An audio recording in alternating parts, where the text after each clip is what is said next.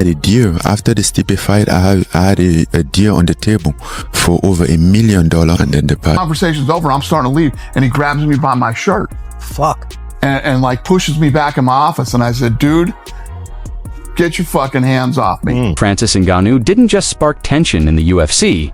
He marched straight into the heart of the combat sports world, slammed a $50 million lawsuit onto Dana White's desk, and turned the entire industry into a boiling pressure chamber shaking harder than ever before. This wasn't a fighter whining about bad contracts or throwing cheap social media shots.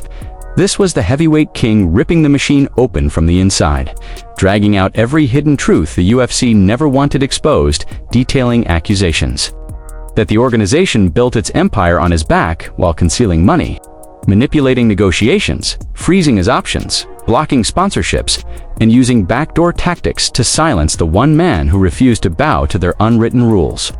The moment this lawsuit hit Nevada courts, the MMA world flip journalists freaked out, executives vanished, fighters whispered in private groups, and fans realized the real fight wasn't in an octagon but in a courtroom where Francis accused the UFC of running like $1 billion casino designed to keep fighters desperate, dependent, underpaid, and trapped inside a system that rewards silence and crushes independence.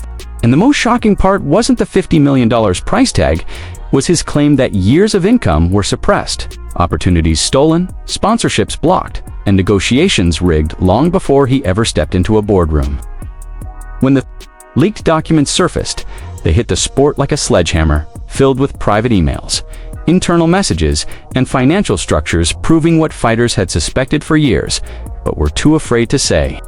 Francis finally said the quiet part out loud. The UFC pretended to negotiate while secretly predetermining every offer, delaying every deal, inserting clauses to reset the clock, and using bonuses and sponsorship adjustments to extend his contract without him even realizing it. We offered Francis a deal that would have made him the highest paid heavyweight in the history of the company. More than Lesnar, more than anybody. And he turned the deal down. I think Francis is in a place right now where he doesn't want to take a lot of risk. Feels like he's in a good position where he could fight lesser opponents and make more money. So we're gonna let him do that. We're gonna release him from his contract. We're gonna give up our right to match, and he can go wherever he wants and do whatever he wants. And Dana tells a story that Francis Ngannou had put his hands on somebody with the UFC, specifically himself and Hunter Campbell. Now that story has been around for years. I have heard that story for the first time about 3 years ago. That Francis, while in a negotiation, grabbed somebody with the UFC, and I heard it on very good authority. One of the reasons I struggled to know if it was ever true, I never spoke to you guys about it, is that would generally be, you would be gone right in that moment. Right there in that moment, if you even said the words, you know, I'm gonna kick your ass, or if you even said something threatening, you would generally be gone. And to have somebody touch somebody with the UFC, it's just never happened. It's just never happened, and I've always struggled to believe whether the story was real or not because of the lack of repercussions. I mean, for example, they tried to re-sign Francis. When Francis left, Francis was getting $600,000, and Francis was upset about that. He said, "Hey, I'm the heavyweight champion of the world. I've got to be paid more money." Now the UFC is looking at it going, okay, but your contract calls for more money. It calls for much more money. It's just being done through an incentive program known as pay-per-view points. You've got to reach certain thresholds within the pay-per-view to get those bonuses. But the whole reason that is done is so that a guy will go out and do media. That a guy is excited, that he's incentivized, that he shows up. He calls into the radio shows. He sits down for the podcast. That's the whole point. So when Francis was not hitting those numbers, you then run into a question of why. Was it an opponent issue and it just wasn't an interesting match? That perhaps would not be Francis's fault. It should have been a straightforward negotiation, morphed into a never-ending loop designed to trap Francis until his value declined. Turning this issue from a contract dispute into an all-out war, the moment he discovered the single, clause he believed, exposed everything. He realized the UFC never planned to let him walk away with leverage, never intended to let him test free agency, never intended to negotiate on equal terms, and absolutely never intended to let him become bigger than the company itself, because inside the cage, Francis was dangerous. But outside the cage, his questions made him a threat to the entire system. Dana White knew it, UFC lawyers knew it, TKO executives knew it, and the moment he fought back, every domino began to fall, transforming this lawsuit into a cultural rebellion that finally forced the machine to show its gears. But before this, erupted into a $50 million legal storm. Things behind the scenes turned dark. When Francis confronted Dana years earlier, demanding fair pay and clarity, anger exploded, and Dana himself publicly admitted Francis grabbed him out of pure frustration over broken promises and disrespect her. Moment that planted the seed of the toxic war that followed. According to the lawsuit, the UFC retaliated, sparking a silent internal battle designed to crush him the moment he stopped being the desperate fighter sleeping in gyms and became a global star who understood his worth. When he confronted Dana, after a major win demanding a raise and transparency, the atmosphere was intense, was electric with fury, disappointment, and raw frustration between a man who bled inside the cage and another who controlled everything outside of it. From that moment, Francis felt he wasn't negotiating with a sports organization, but with a wall of egos, money, and corporate manipulation that dictated his career, controlled every contract, blocked sponsorships, and leaked narratives painting him as an ungrateful champion. When he asked for sponsorship freedom, he was shut down. When he asked for transparency, he got silence. When he sought leverage, his contract quietly extended through rolling clauses, buried deep inside UFC paperwork clauses that reset his deal every time he accepted a bonus, rescheduled a fight, or agreed to a minor adjustment. This wasn't confusion, it was strategy, and once Francis exposed it, fighters like Nate Diaz, Demetrius Johnson, Jorge Masvidal, Aljamain Sterling, and countless veterans recognized the exact same trap. Then came the bombshell. Missing money.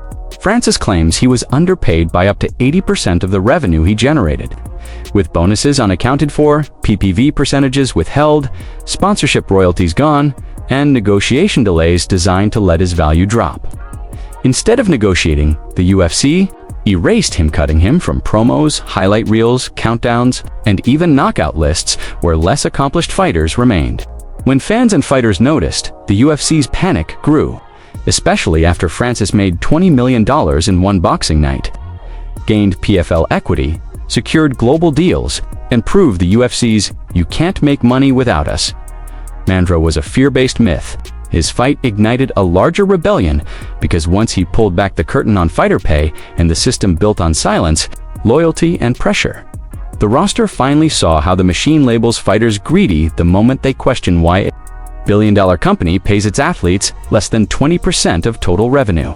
Francis became the symbol of that rebellion, especially after Dana mocked him publicly while privately strategizing ways to erase him from history of pattern fighters like Adesanya, Masvidal, John Jones, Nate Diaz, and even Jake Paul had been shouting about long before Francis put the proof on paper. The only thing I've really asked for is for the minimum fighter pay, which is $12,500, to be changed to $50,000, so that if fighters who have to work multiple jobs, if they fight once a year even, they would still be able to live off of that. And if it was twice a year, they'd make $100,000, which is great. So that's been my only ask to Dana to change, and that would only cost the UFC $20 million annually. So it seems like, oh, you made $3-4 billion. Why not just give a little bit more to the fighters? It's only $20 million.